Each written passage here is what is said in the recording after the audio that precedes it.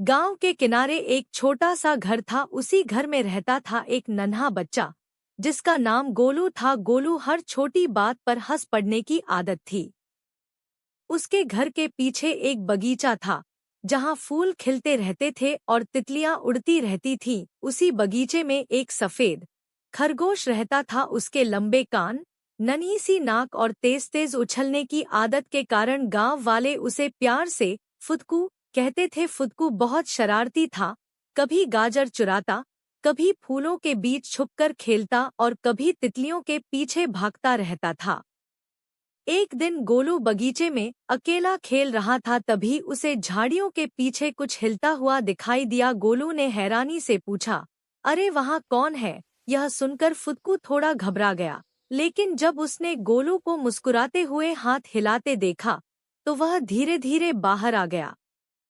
गोलू और फुदकू एक दूसरे को देखकर हंस पड़े और उसी पल दोनों की दोस्ती हो गई। अब रोज गोलू और फुदकू साथ खेलने लगे। गोलू गेंद फेंकता और फुदकू उछल-उछलकर उसे पकड़ने की कोशिश करता। कभी गोलू जमीन पर बैठकर ताली बजाता और फुदकू अपने लंबे कान हिलाकर नाचने लगता। कभी फुदकू गोलू की टोपी पहन लेता और गोलू गाजर को माइक्रोफोन बनाकर गाना गाने लगता।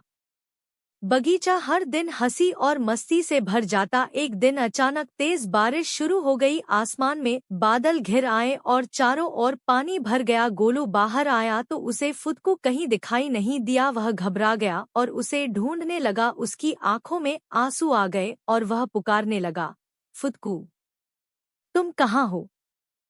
तभी बगीचे के एक पुराने मटके के अंदर से हल्की सी आवाज आई। गोलू दौड़कर वहां पहुंचा और देखा कि फुदकू बारिश से बचने के लिए उसी मटके में छुपा बैठा है। गोलू ने खुशी खुशी फुदकू को बाहर निकाला और उसे गले लगा लिया। फुदकू भी खुश होकर गोलू के चारों ओर उछलने लगा। उस दिन गोलू ने समझ लिया कि दोस्ती उम्र या आकार नहीं देखती, बस दिल से दिल का रिश्ता होती है। और फुदकू ने सीखा कि जहाँ प्यार होता है वहाँ डर अपने आप दूर हो जाता है। इसके बाद गोलू और फुदकू हर दिन साथ खेलते,